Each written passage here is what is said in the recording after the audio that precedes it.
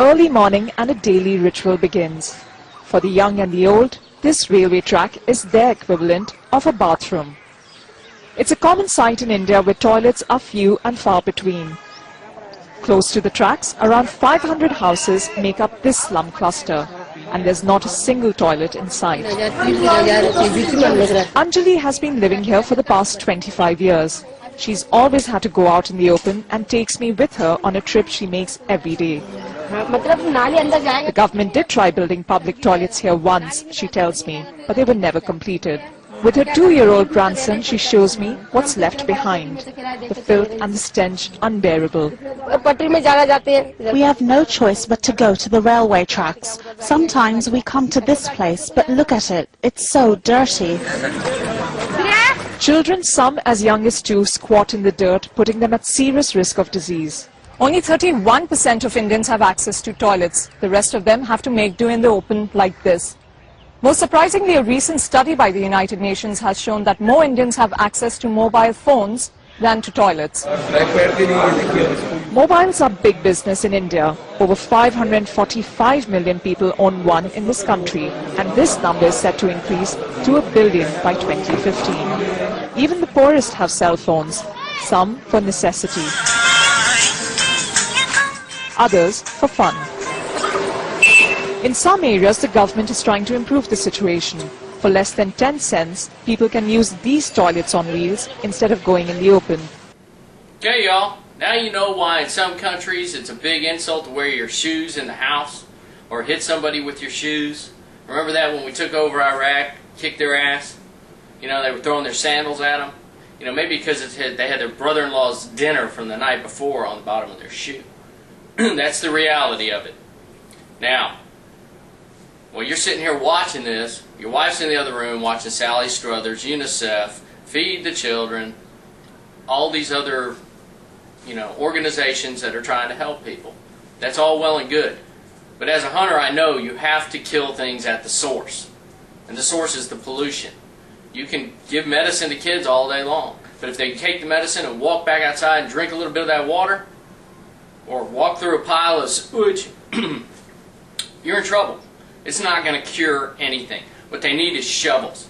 And while those dudes are all standing around there in their little shanty town, maybe give them a shovel while they're waiting on their cell phone.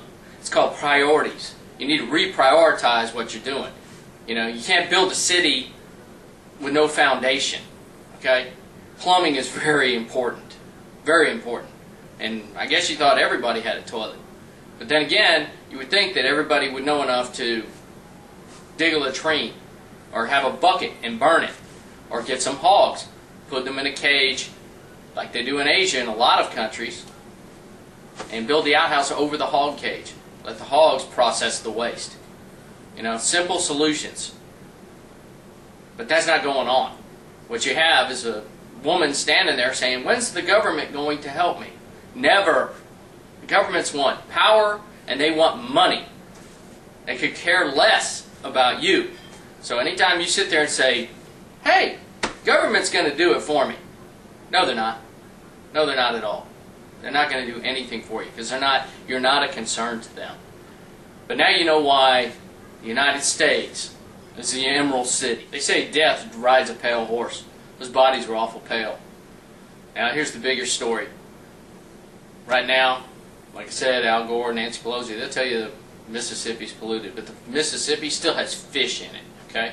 But right now in JFK, there's some guy, he's Hare Krishna. He's going, Hare, Hare, Hare, Hare, Hare.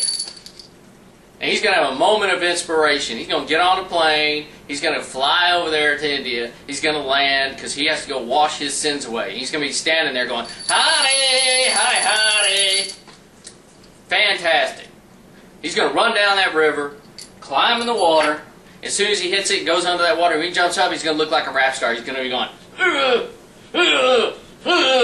move away, move away. That's what he's going to be doing. Because when he comes up out of that water, reality is going to set in. And before he got all spiritual and everything, he was living some type of funky lifestyle. And now his immune system's about this big. So about 12 hours later, everything he's eaten the last 6 months is back in that river. But, he's going to climb on a plane, fly into Heathrow. He's going to stand around feeling all sick and everything, going, Hare, Hare, Hare, passing out flowers. And those flowers got 2 friends, and they got 2 friends, and they got 2 friends. After a couple of days of that, he feels a little bit better. He's going to jump on the plane, fly back into New York. Next couple of weeks, he's going to be Hare, Hare, Hare, Hare, Hare, selling his flowers. Fantastic. Then something's going to bubble up on his neck and explode, take his head clean off. But all his flowers and everything else he's touched, has 2 friends, and they have 2 friends. Because as a hunter, I know you have to manage the herd. And if things get too far out of whack, Mother Nature kicks in.